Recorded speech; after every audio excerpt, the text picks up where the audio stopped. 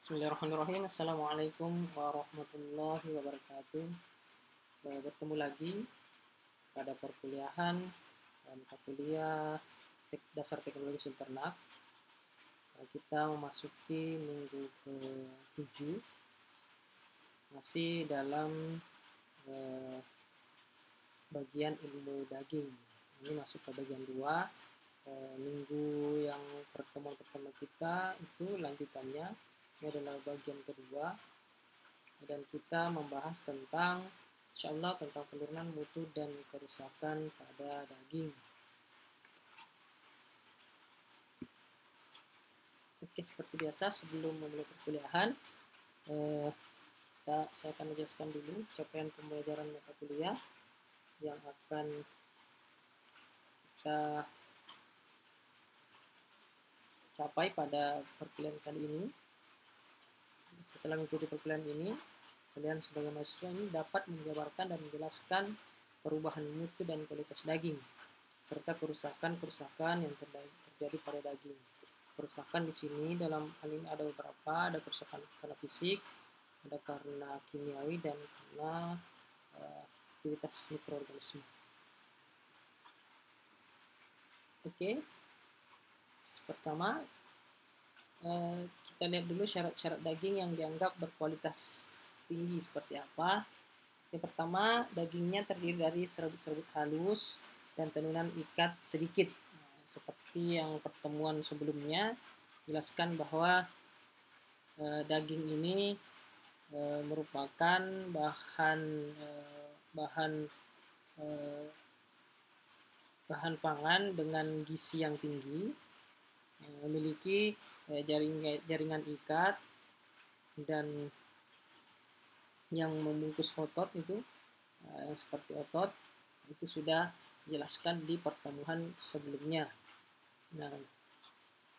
Nah, untuk daging berkualitas tinggi ini ya memiliki serabut yang halus dan tenunan ikat sedikit. Nah, untuk yang tidak bagus itu biasanya yang memiliki serabut-serabut yang sangat kasar dan jaringan ikatnya ini sangat banyak. Hal ini dapat mengakibatkan daging menjadi alot karena tenunan seratnya ini banyak. Sehingga semakin sedikit tenunan seratnya, maka semakin bagus kualitas dagingnya. Kemudian lemak tidak terlalu banyak atau sedang. Kalau sapi-sapi yang gendut, berlemak, nah itu misalnya kualitas dagingnya tidak terlalu bagus.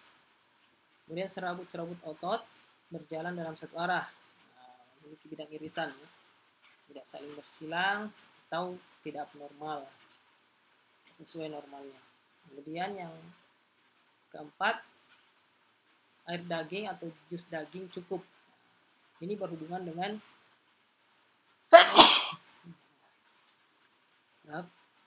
ini berhubungan dengan rasa dari dagingnya. Semakin banyak air dagingnya atau jus dagingnya juga tidak terlalu bagus ya. Tapi yang dicari adalah yang normal jus dagingnya. Jika dripnya atau jus daging terlalu banyak, maka biasanya itu adalah daging yang normal. Untuk daging yang normal, daging yang memiliki kualitas yang baik, maka jus dagingnya itu cukupnya tidak terlalu banyak, tidak terlalu sedikit, dan ini berkaitan dengan rasanya. Nah, biasanya ini dikaitkan dengan marbling. Marbling itu lemak antar daging, meskipun nanti akan jelaskan. Lanjut. Nah, warna dagingnya itu adalah merah dan mengkilap, bukan merah gelap atau merah kecoklatan, atau bahkan pucat ya dan tidak merah. Itu sama sekali bukan daging yang berkualitasnya. Merah dan mengkilap. Warna bervariasi tergantung dari usianya, jenis hewannya, dan penanganan. Jadi daging ayam ya jelas kan beda dengan daging sapi, tergantung dari jenisnya. Usianya semakin tua itu semakin gelap biasanya warnanya, semakin muda lebih bagus ya, dan lebih empuk dibandingkan yang sudah tua, tambah tua, dan tergantung dari penanganannya juga. Tekstur dia empuk, tidak liat, atau tidak keras, tidak alot, kenyalnya bukan alot. Dan ini dipengaruhi oleh jaringan ikat yang saya jelaskan tadi. Kalau semakin sedikit jaringan ikat itu semakin empuk, semakin banyak maka semakin liat atau keras dan atau alot. Umurnya juga mempengaruhi, semakin tua ya semakin keras, semakin alot. Kemudian lemak marbling. Nah ini yang tadi saya bilang lemak marbling. Nah lemak marbling ini merupakan lemak yang berada di antara sela-sela daging atau intermuskuler. Nah kandungan lemak marbling ini mempengaruhi cita rasa. Masuk itu tadi jus daging. Semakin banyak marblingnya, maka cita rasanya semakin meningkat. Rasanya gurih dan aromanya menjadi sedap. Nah, dan ini akan lebih empuk karena lemak marbling ini jika dipanaskan, dia akan mencair sehingga serat-serat daging ini akan menjadi lebih lunak. Rasa gurih dan aroma yang sedap, kemudian kelembaban yang kering. Nah, sehingga lebih bagus untuk penyimpanan, tidak basah. Kalau basah ya lebih mudah untuk pertumbuhan mikroba. Ini marbling sangat bagus ya. Nah, itu tadi kualitas daging yang baik. Kemudian kualitas karkas dan daging itu dipengaruhi oleh beberapa faktor. Yang pertama sebelum pemotongan, yang kedua setelah pemotongan.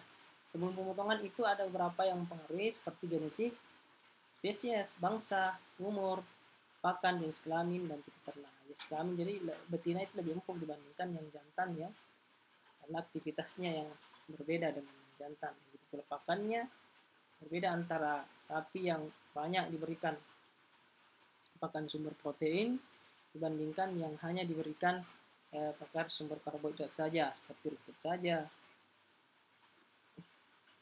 Umurnya begitu pula, semakin tua itu semakin alot. Bangsa ya berbeda. Kalau dari bangsa sapi ya tipe bangsa-bangsa sapi ya berbeda antara satu sapi dengan yang lainnya. Spesies apalagi ya, ayam, kambing, domba, apalagi sapi dengan kerbau itu berbeda ya kualitas dagingnya. Nah, begitu pula dengan genetiknya dan tipe ternaknya. Nah, ini tipe ternak ada tipe perah, ada yang daging seperti itu. Sedangkan yang setelah pemotongan, yang pengerti kualitas karkas itu adalah metode pelayuannya. Ada metode pelayuan namanya aging, atau ya aging. Kemudian metode pemasakan seperti apa pemasakannya, apakah dibakar, ataukah direbus, ataukah di steam. Nah ini berbeda-beda ya. Nah, ini yang mempengaruhi juga kualitas karkas. Kemudian pH-nya. Nah, pH sebelum pemotongan dan setelah pemotongan sangat mempengaruhi kualitasnya. pH karkas dan daging, kemudian stimulasi listrik. Nah ini adalah stimulasi yang diberikan setelah pemotongan untuk menguraikan serat-serat yang saling terikat itu yang mengakibatkan dagingnya menjadi alot. Bisa dilakukan stimulasi listrik. Kemudian bahan-bahan tambahan seperti nitrat-nitrit dan lain-lain. Kemudian metode penyimpanan seperti apa? Apakah dibekukan langsung atau dibekukan secara bertahap, ataukah dibutuhkan setelah aging? Ini mempengaruhi juga ya. Marbling, ya seperti yang saya katakan tadi, marbling bisa mempengaruhi juga kualitas dan dagingnya. Semakin banyak marblingnya itu biasanya semakin bagus kualitasnya. Makanya daging-daging sapi wagyu itu mahal. Kenapa? Karena marblingnya sangat banyak. Dan ini yang mempengaruhi tadi itu cita rasa dan keempukan dari daging. Oke, itu. Kemudian kualitas karkas itu berhubungan dengan parameternya adalah berat karkas, bobot berat atau bobot karkas ya, bobot karkas, kemudian jumlah daging yang dihasilkan, serta kualitas daging. Nah itu kualitas karkas ditentukan dari ini. Kemudian kualitas daging itu ditentukan oleh beberapa parameter seperti warna, nah, itu tadi warnanya merah mengkilat, kemudian keempukan dan tekstur, flavor dan aroma, jus daging tadi marbling. Ini jus daging dan marbling berkaitannya. Susut masak itu penyusutan daging setelah dilakukan pengolahan, dan pH. Sedangkan untuk kondisi fisik dan emosi ternak itu sebelum pemotongan sangat mempengaruhi kualitas daging dan konversi otot menjadi daging. Nah, Pengaruhnya itu kemana? Ke pH dagingnya ini. Nah, seperti yang minggu sebelumnya saya jelaskan, itu pH normal daging adalah 5,5 sampai 6. Nah, jika di bawahnya itu maka dia akan terlalu rendah ya, maka dia akan mengalami PSE, pelson oksidatif, pucat. Apabila terlalu tinggi maka dia akan menjadi dark from gray atau gelap dan kering. Ini sangat mempengaruhi ya kondisi fisik dan emosi. Makanya ternak tidak boleh stres sebelum disembelih. Ini beberapa faktor yang harus diperhatikan untuk memperoleh kualitas karkas yang optimum. Pertama, ternak cukup istirahat supaya tidak stres ya. Disembelih, ternak harus bersih dari tanah dan feses. Nah, makanya dilakukan semprotan air dingin. Ini untuk menghilangkan mikroba-mikroba yang menempel pada tubuh ternak. Penyembelihan harus cepat dan tidak sakit. Nah, kalau sapi menderita pada saat disembelih, ini mempengaruhi juga ya stresnya ternak. Menghindari stres dan penekanan jumlah glikogen. Semakin cepat sapi mati ya, tidak menderita pada saat penyembelihan, maka stresnya akan menurun dan akan berakibat pada kualitas daging yang optimum. Sedangkan jika dia stres, maka banyak glikogen yang dibutuhkan pada saat dia meronta-ronta. Nah, ini akan berakibat pada kualitas daging yang rendah. Nanti akan dijelaskan hubungannya glikogen. Setiap langkah harus meminimalkan kontaminasi mikroorganisme. Nah, ini makanya harus dibersihkan ya dulu sapinya sebelum disembelih. Dan dilakukan ya paling tidak di air pH supaya bisa terkontrol daging yang dihasilkan. Perubahan fisik daging ada beberapa, ada yang namanya shrinkage. Nah, ini pengurangan ukuran atau berat akibat penguapan air pada permukaan. Nah, ini biasanya setelah dilakukan pemasakan terjadi susut masak. Nah, inilah shrinkage. Jadi daging setelah dimasakkan dia akan mengkerut. Inilah shrinkage namanya. Kemudian sweating, dia berkeringat atau terjadi kondensasi pada daging. Kemudian loss of bloom, perubahan warna dan penampakan dari daging sendiri. Dari fisik, kemudian perubahan kimiawi yang dapat terjadi, yaitu terjadi pemecahan protein akibat aktivitas enzim. Nah, ini perubahan kimiawi ya. Protein dirombak setelah ternak dipotong, konversi dari otot menjadi daging. Nah, pada daging nanti ini akan selama dia disimpan, penyimpanan ini akan terjadi degradasi protein atau pemecahan protein. Akibat apa? Akibat kerja enzim atau kerja mikroba. Nah, jadi jangan dikatakan bahwa daging ini steril ya, tidak ada daging steril. Daging adalah higienis, artinya dia memiliki mikroba, tetap memiliki mikroba, namun dalam batas ambang yang bisa diterima sebagai pangan ya, tidak steril ya, tapi tetap ada mikroba. Nah, karena ada mikrobanya itulah yang akan mengakibatkan pemecahan protein setelah pemotongan dan selama penyimpanan. Nah, ini yang akan dapat mengakibatkan perubahan bau dan rasa. Nah, ini proses kimia terjadi akibat kerja dari enzim atau mikroba. Terakhir adalah dehidrasi, yaitu menghilangkan air pada bahan sehingga menghambat pertumbuhan mikroba. Ini proses dehidrasi ya. Biasanya proses pengeringan untuk mengontrol aktivitas air pada produk atau daging. Cara fisik, udara panas dan ekstraksi air menggunakan osmosis ya. Ini cara. Nah, kemudian ada water activity, ya, ini hubungannya dengan aktivitas mikroba.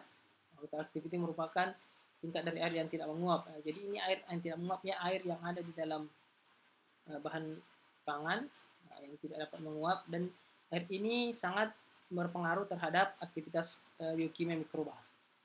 Nah, semakin tinggi aktivitas air dari bahan pangan seperti daging, maka semakin cepat juga proses biokimia yang dilakukan oleh mikroba.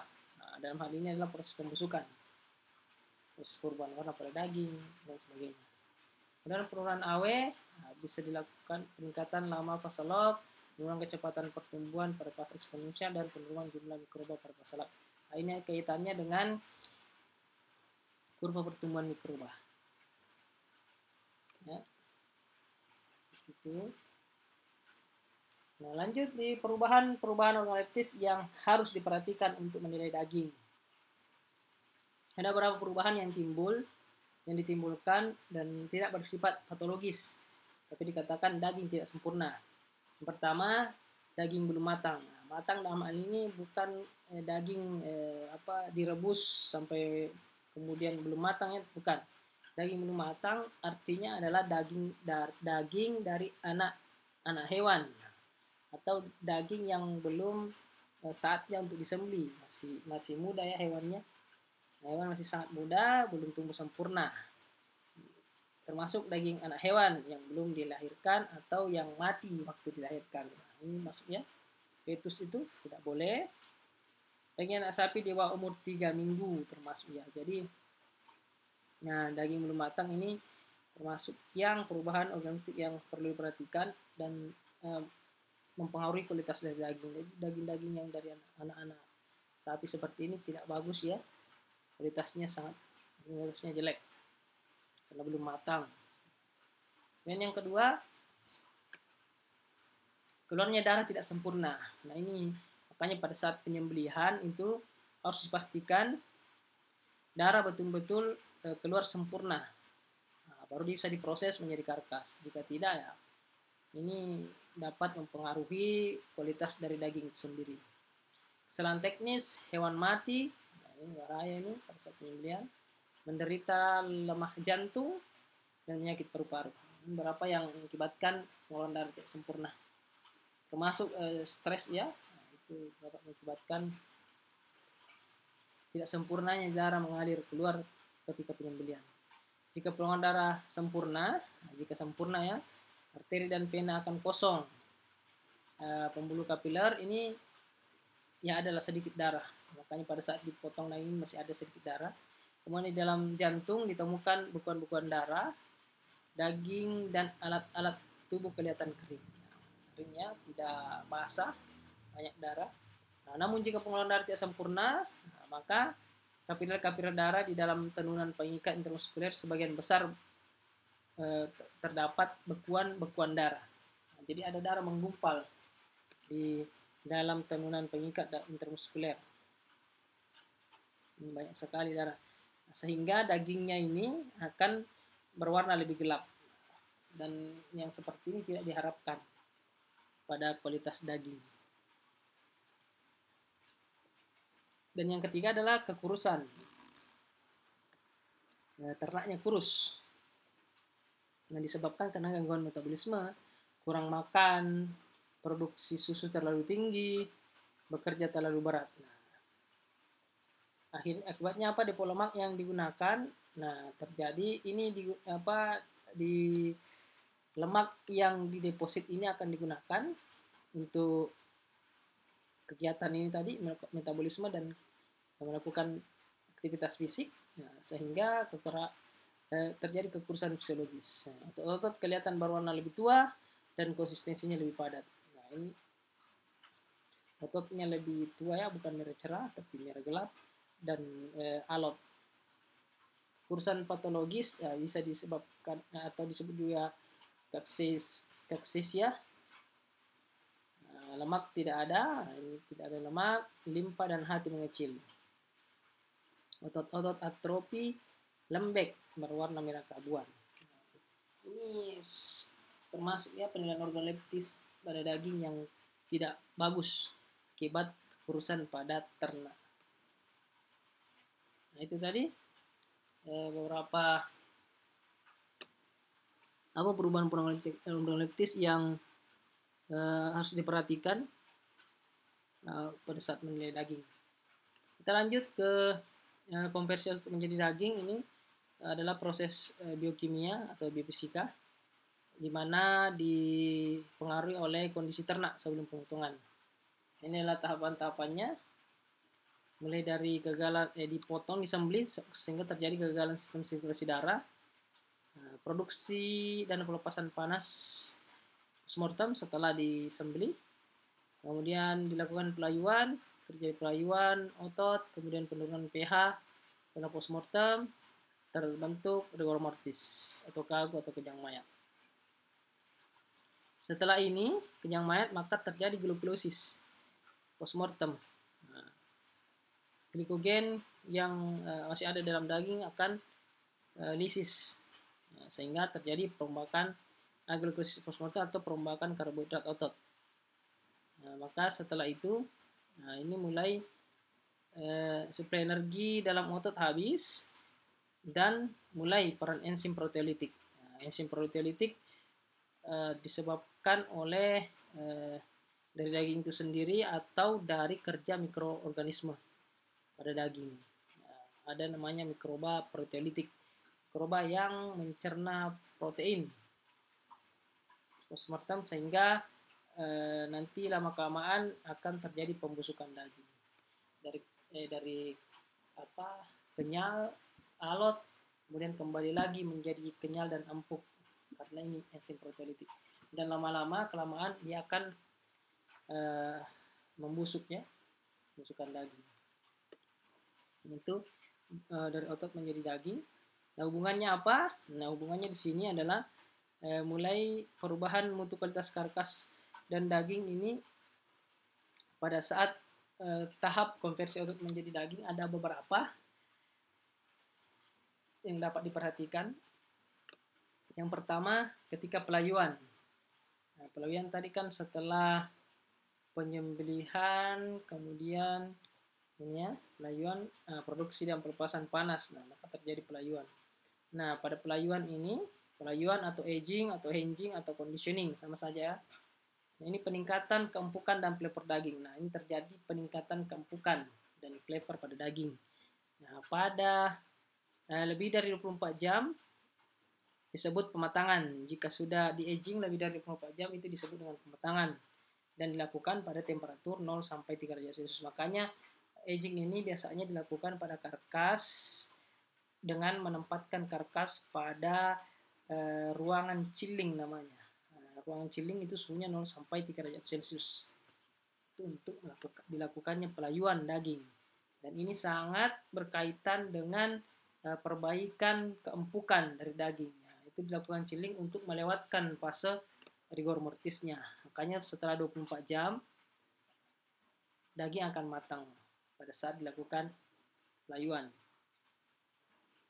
Untuk karkas domba, kambing, serta unggas ini bisa tidak dilakukan pelayuan karena dagingnya relatif empuk dan proses rigor mortis relatif sangat cepat. Begitu pula dengan babi ya. Untuk babi ini lanjutannya, untuk karkas babi itu tidak boleh dilakukan lebih dari 24 jam, biasanya 12 jam setengah hari. Karena jika 24 jam, lebih dari 24 jam akan terjadi ransiditas oksidatif. Nah, ini karena perlemakan babi banyak ya,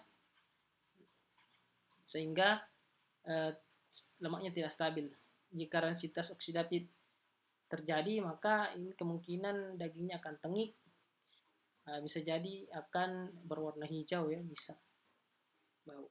Makanya tidak boleh lebih dari 24 jam. Perubahan warna merah daging menjadi coklat agak gelap. Nah, ini merah menjadi coklat agak gelap. Nah, pada 24 sampai 36 jam postmortem setelah penyembelihan, ini akan terjadi proses glikolisis. Lisis glikogennya, glikolisis postmortem, sehingga enzim proteolitik otot ini akan bekerja. Nah, makanya saya bilang tadi ada enzim proteolitik baik pada daging itu sendiri yang ada di otot ini akan bekerja melakukan denaturasi protein. Protein apa? Protein fibris otot. Nah, yang terjadi sebelum pH ultimate tercapai. pH ultimate ini pH maksimum optimumnya pH 6 untuk peningkatan keempukan.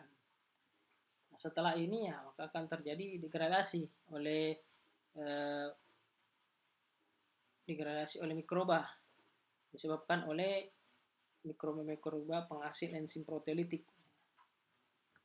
Kalau ini masih normal ya, setelah penyimpanan ya akan terjadi penurunan kualitas dari daging selama semakin lama masa penyimpanan. Yang kedua, penurunan pH postmortem. Ini penimbunan asam laktat terhenti setelah cadangan glikogen otot habis. Nah, jadi setelah mati, cadangan glikogennya habis, maka akan tertimbun asam laktatnya.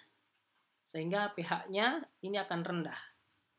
Nah, untuk menghentikan aktivitas enzim glikolitik dalam proses glikolisis anaerob. Nah, ini disebut pH ultimate. Jadi jika cadangan glikogen habis, maka asam laktat ini akan menumpuk. Ini pula yang akan mengakibatkan terhentinya aktivitas enzim glikolitik, enzim yang menghambat, enzim yang memecah glikogen atau karbohidrat dalam otot dalam proses glikolisis anaerob. Sehingga disebut dengan pH ultimate. Nah, ini pH-nya sudah mencapai pH ultimate maksimumnya. pH ultimate daging postmortem adalah 5,5 pada pH 5,4 sampai 5,5 glikogen sudah tidak ditemukan di otot. Jadi pada pH 5,4 sampai 5,5 ini tidak ada lagi glikogen di otot. Sudah diubah semua. Tidak ada lagi tenaga ya. Jadi sudah jadi daging. Faktor yang pengaruhi lama penurunan pH postmortem ada faktor intrinsik dan ekstrinsik. Intrinsik sendiri adalah spesies, tipe otot, glikogen otot. Kemudian ekstrinsik ada temperatur lingkungan, bahan aditif, bahan tambahan ya, karena stres dan lain-lain. Yang selanjutnya, temperatur tinggi ini laju penurunan pH. Pada temperatur tinggi ini laju penurunan pH akan meningkat. Sedangkan temperatur rendah ini akan menghambat, sedangkan temperatur rendah akan terhambat sehingga berpengaruh langsung terhadap laju glikolisis. Nah, laju penurunan pH yang cepat dan ekstensif ini akan mengakibatkan, nah ini yang minggu lalu ya saya jelaskan 2 minggu sebelumnya, bahwa semakin cepat penurunan pH ini tidak bagus juga ya. Langsung turun drastis pH-nya karena ada pH normal ya, penurunan pH normal di grafik itu. Nah, ini jika terlalu cepat penurunan pH, maka akan mengakibatkan daging, daya ikat protein daging terhadap cairan akan menjadi lemah. Makanya drip loss-nya tinggi. Daging menjadi pucat dan basah.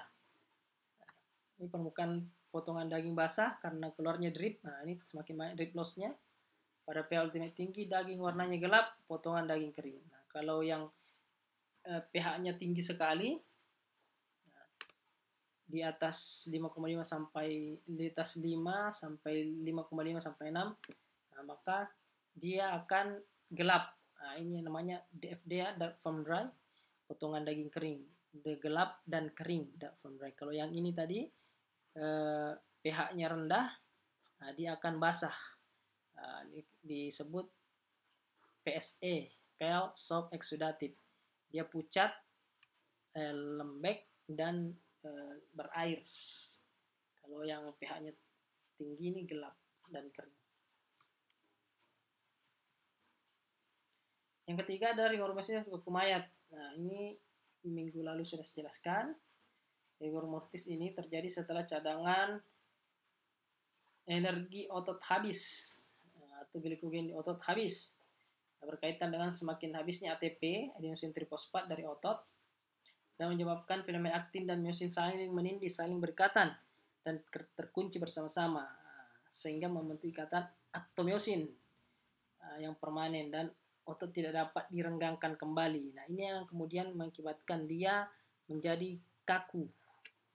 Nah, setelah glikogen habis, enzim proteolitik dalam otot akan bekerja, maka dia akan terurai sehingga menjadi empuk kembali. Itu pasca rigor ya. Nah, ini rigor mortis ini penting untuk pasca pemotongan dalam penanganan daging dan karkas. Beberapa faktor yang mempengaruhi rigor mortis adalah level glikogen otot saat pemotongan. Makanya jika level glikogen otot cepat habis ketika pemotongan, dikibatkan karena sapi menderita, kemudian sapi stres, maka kualitas daging yang dihasilkan ini akan menurun, sangat berpengaruh.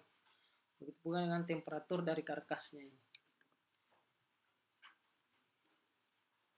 Lanjut, bila daging dibekukan pada saat prarigor, nah ini juga daging tidak boleh dibekukan ya, ketika masih prarigor sebelum tingkatannya seperti ini, prarigor sebelum rigor mortis, daging segar ya, kemudian rigor mortis kaku, pasca rigor kembali menjadi empuk kembali. Nah, daging yang dibekukan pada saat prarigor ini belum rigor mortis, pH dan ATP-nya ini masih tinggi dalam daging, tidak langsung habisnya, masih ada ATP, masih ada pH, masih ada glukogen.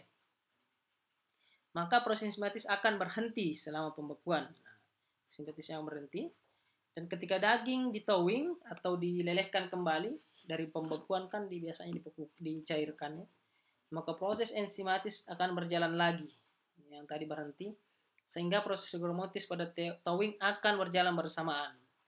Nah, makanya pada saat ditowing ya, dagingnya akan kaku. Nah, bukannya dagingnya lembek ya jadi empuk, maka dia akan kembali kaku karena proses towingnya ini berjalan seiring dengan proses rigornya, jadi akan kaku akhirnya. Nah, ini disebut dengan tow rigor. Terjadi rigor atau kekakuan ketika daging dilayukan, ketika daging dilelehkan, tow rigor. Nah, disebutkan karena apa? Karena ya kita membekukan dagingnya sebelum rigor. Nah, makanya daging yang bagus untuk dibekukan adalah daging yang sudah dimaturasi, di aging, atau sudah dilewatkan fase rigor mortisnya, atau daging pada fase prarigor. Itu paling bagus untuk disimpan. Makanya kan di RPH itu ada namanya ruang chilling, adalah ruangan yang digunakan untuk pematangan daging atau aging. Nah, di situ untuk melewatkan fase rigornya,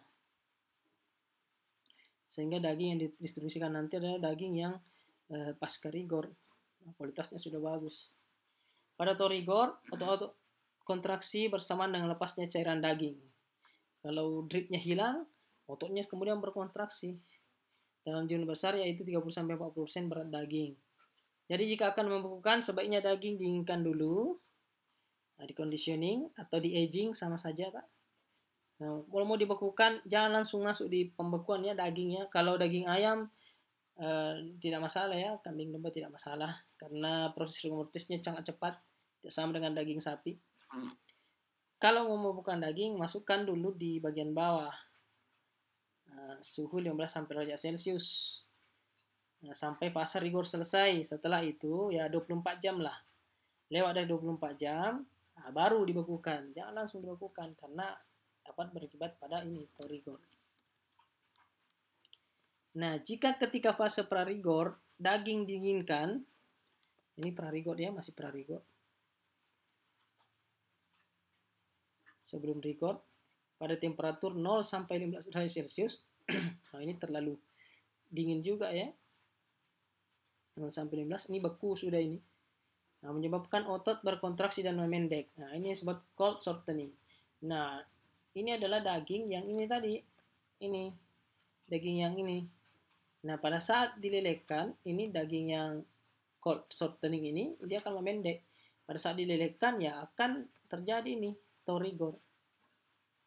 Nah, maka dagingnya akan alot, keras. Nah, itu kalau dibakar itu, itu keras sekali. Harus direbus lama, dimasak lama, baru bisa kembali empuk. Ini tadi cold shortening.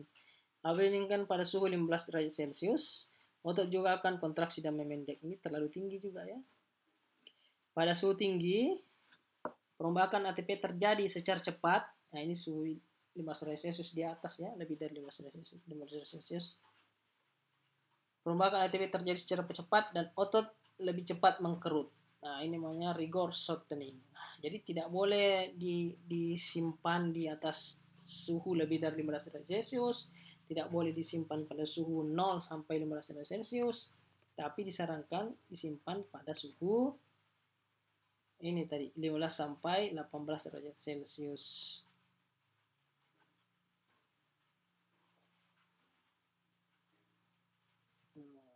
Ya suhu refri lah, fridge sekitar 1 sampai 18 lah. Refrigerator itu 3 derajat Celcius sampai 15 derajat Celcius. Nah, itu disarankan di chilling atau di aging supaya dilewati fase rigor mortisnya. Masuk ke pasca rigor baru bisa dibekukan. Nah, itu tadi pengaruh rigor mortis. Kemudian yang keempat adalah stres. Nah, stres ini merupakan interaksi antara faktor lingkungan sebelum pemotongan dan faktor biologis, yaitu kemudahan ternak stres atau resistensi terhadap stres. Nah, jadi kalau ternaknya stres, kemudian disembelih karena terlalu tersiksa pada saat penanganan, handling, atau ketika disembelih, lama di prosesnya, maka ternak akan stres. Kalau ternak stres, maka glikogen yang dibutuhkan ini akan semakin habis, semakin hilang ketika disembelih ya. Nah, ini akan sangat berpengaruh seperti yang dijelaskan tadi, sangat mempengaruhi kualitas dari dagingnya. Faktor stres sebelum pemotongan ini adalah nutrisi, iklim, nutrisinya juga ya, kalau kekurusan juga itu tidak bagus tadi.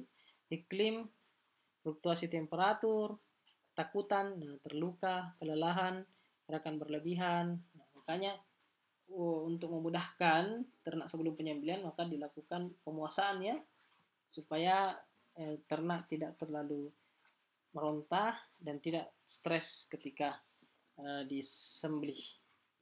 Respon terhadap stres berbeda di antara spesies atau individu, tergantung dari individu. Misalnya daging sapi, respon terhadap stres ya, untuk daging sapi ini biasanya kalau dia stres sebelum pemotongan, ini dia akan berwarna gelap atau dikatakan DCB, dark acting beef. Kemudian ada juga pada daging babi PSE, pasal oksidatif. Nah, ini dikibatkan karena ini penurunan pH yang berlebih ya.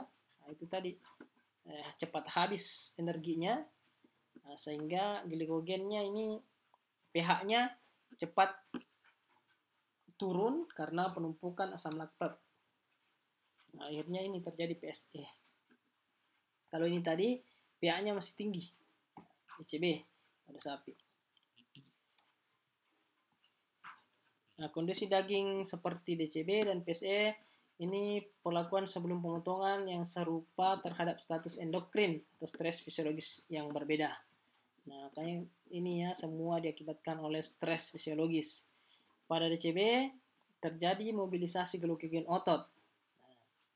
Mobilisasi glikogen otot ya karena stres tadi ya.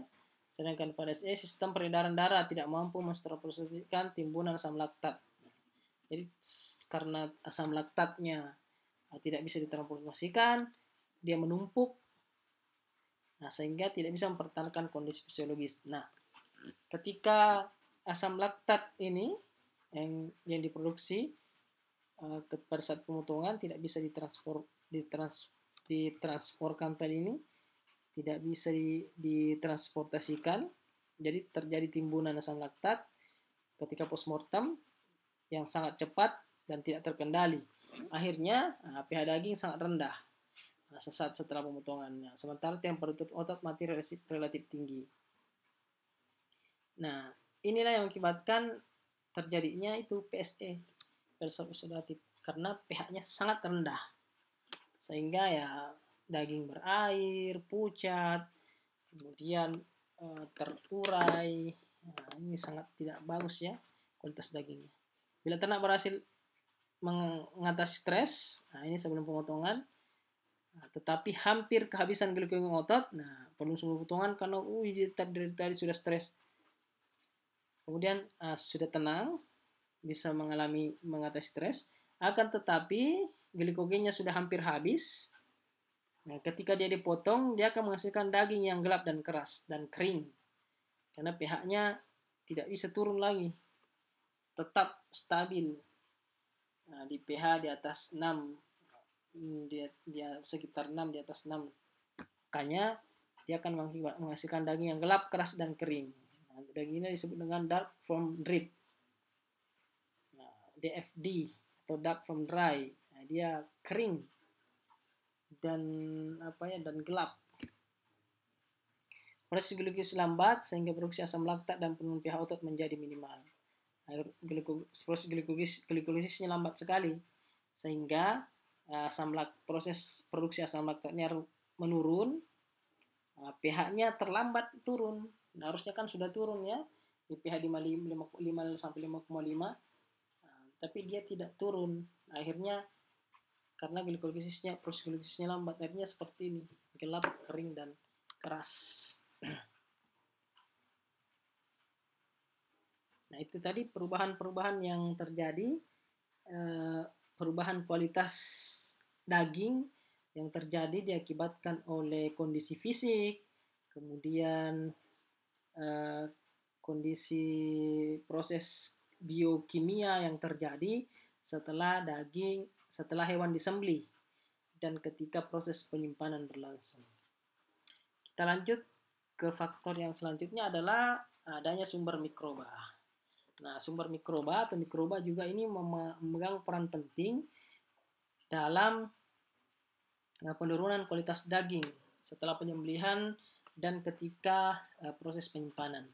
Nah, kontaminasi sumber mikroba dapat terjadi akibat infeksi ternak yang hidup. Jadi hewan-hewan yang sakit kenapa tidak boleh disembelih? Ya karena ini akan mempengaruhi kualitas dagingnya.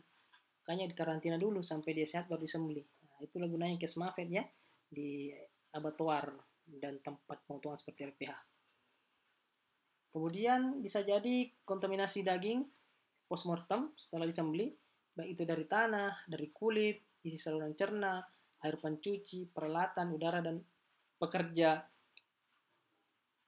di RPH atau pekerja yang memotong sapi atau hewan potong tersebut.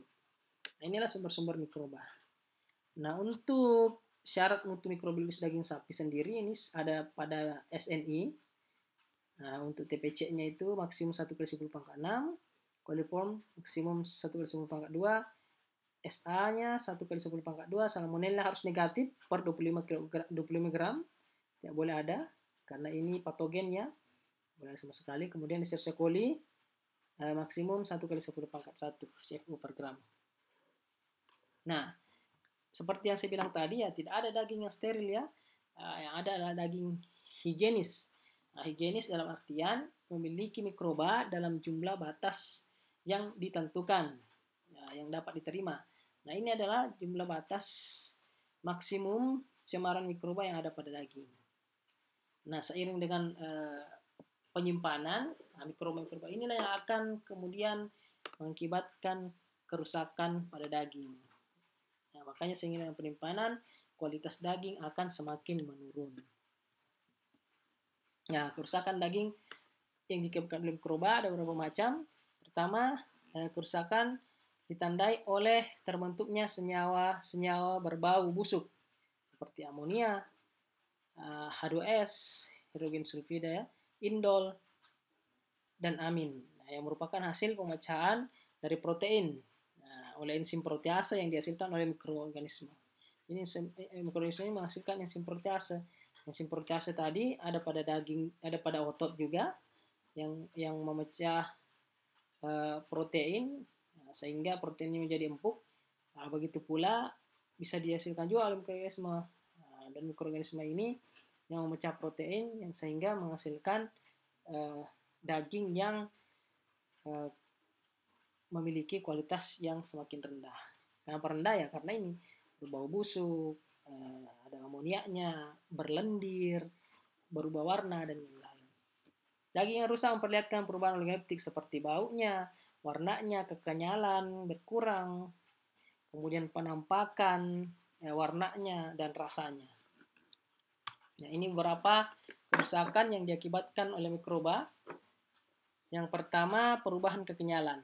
Nah, ini disebabkan karena itu tadi pemecahan struktur daging. Ya, struktur daging dalam hal ini adalah protein.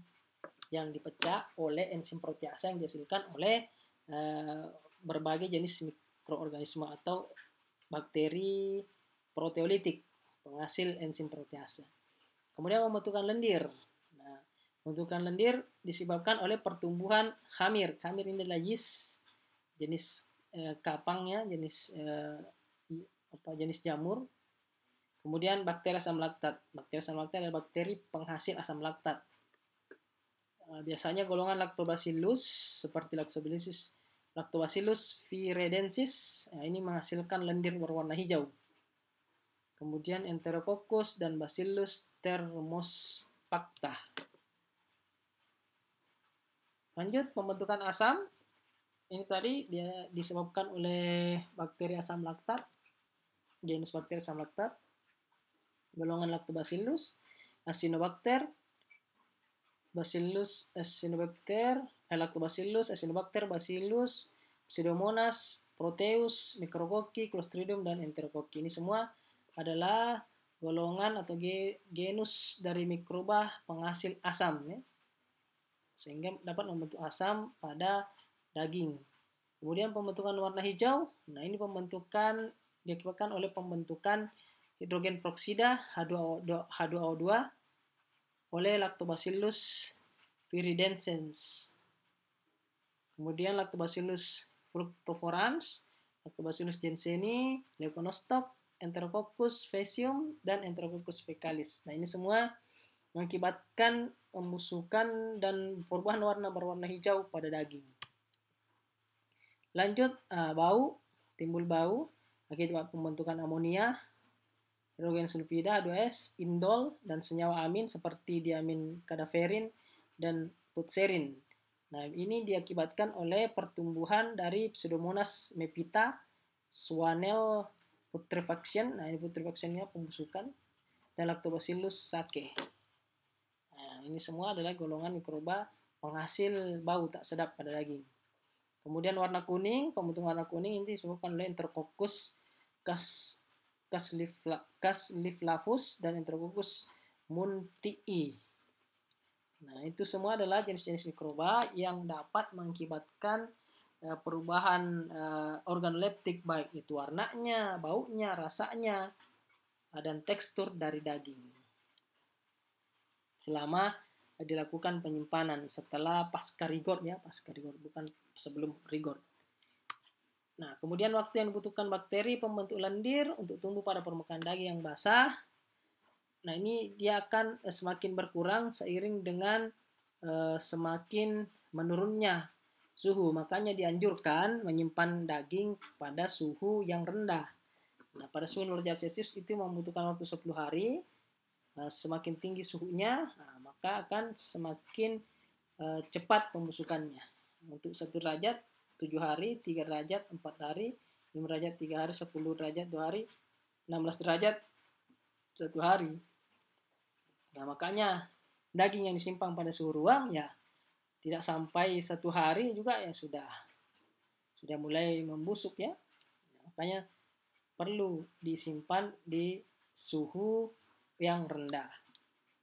Tapi seperti yang dijelaskan tadi, bahwa daging yang baik disimpan pada suhu rendah, suhu beku, adalah daging yang sudah melewati fase rigornya atau daging pasca rigor setelah dilakukan aging pada chilling. Gitu. Oke, sekian dan terima kasih. Semoga bisa dimengerti, bisa dipahami.